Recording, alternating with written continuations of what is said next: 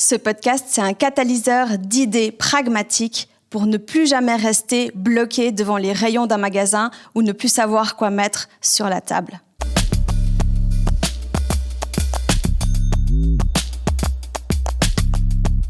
Je suis Aude, je me nourris d'entrepreneuriat, d'ingénierie et de bons plats aussi. Je suis Laurence, je me nourris de sciences de l'aliment, de nutrition et de création culinaire. Je suis Stéphanie, je suis diplômée de l'école hôtelière et je me nourris de ma curiosité sans limite et de mes racines qui manquent dans le terroir local.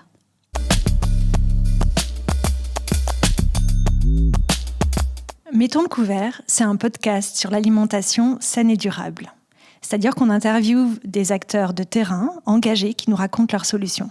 Vous allez entendre des agriculteurs, des épiciers, des start-upers, des nutritionnistes, des historiens sur l'alimentation et bien plus encore. Bref, des gens engagés qui vous feront voir votre assiette différemment.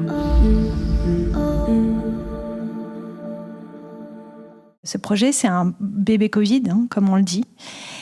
Et puis avec Laurence, on s'est aussi contacté pendant le Covid. C'était un moment où je réfléchissais à la nutrition, à me former plus en nutrition, parce qu'en fait, on a fait les mêmes études où il y a un gros bagage en nutrition aussi. On a travaillé pour des grosses industries agroalimentaires. Et puis, l'idée du podcast a germé parce que justement, on s'est dit, ça reste quand même un sujet compliqué.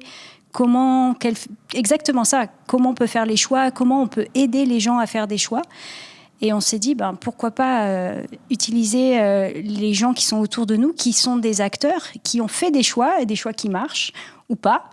Et vraiment se positionner en disant, on va essayer d'aider les auditeurs pour éclairer ces choix. Et en fait, le projet est né de ça. Et donc, on s'est vite regroupés toutes les trois. Et avec beaucoup d'énergie, d'enthousiasme, de motivation, de temps dédié. Bénévolavo, ça a été une opportunité. Il y a une personne qui m'a informée qu'il y avait ce collectif, un appel à projet. Et avec Laurence, on a écrit un petit pitch d'une page en disant tiens, ça pourrait être ça notre idée.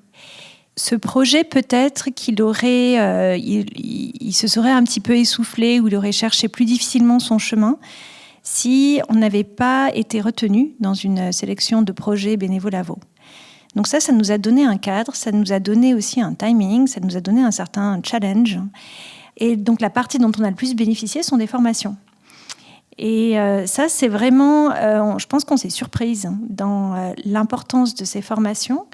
Certaines, on se disait, mais c'est hyper important, il faut qu'on ait cette formation. Et d'autres, pas forcément. Et en fait, ça a été, par exemple, on parle de gouvernance partagée. Comment est-ce qu'on fait pour fonctionner toutes les trois ?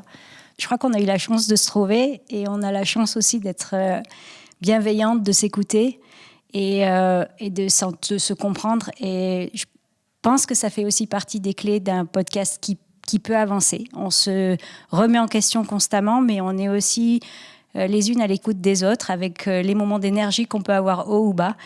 Et je pense que cet esprit collaboratif qu'on a mis en place depuis le début est important aussi pour progresser.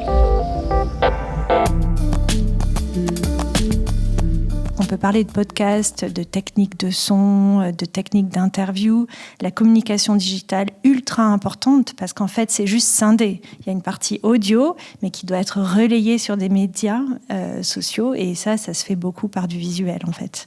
Il faut nourrir la communauté de par des images qui font rêver, qui inspirent et puis qui demandent à interagir en fait.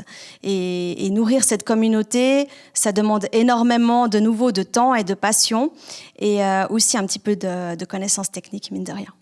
Mais il y a plein d'autres choses qui sont importantes dans un projet.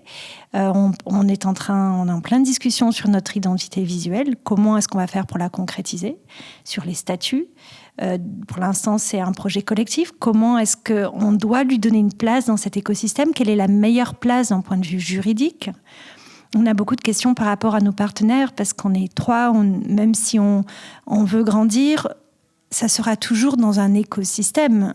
Il y aura, c'est pas juste une association avec des membres. Il faudra que ce soit vraiment des partenaires et qu'on se nourrisse les uns les autres. Donc des idées, on en a beaucoup. De l'énergie, on en a aussi beaucoup. Et je pense que effectivement, la question qu'on se pose maintenant, c'est lesquelles on peut prioritariser en fonction de nos emplois du temps.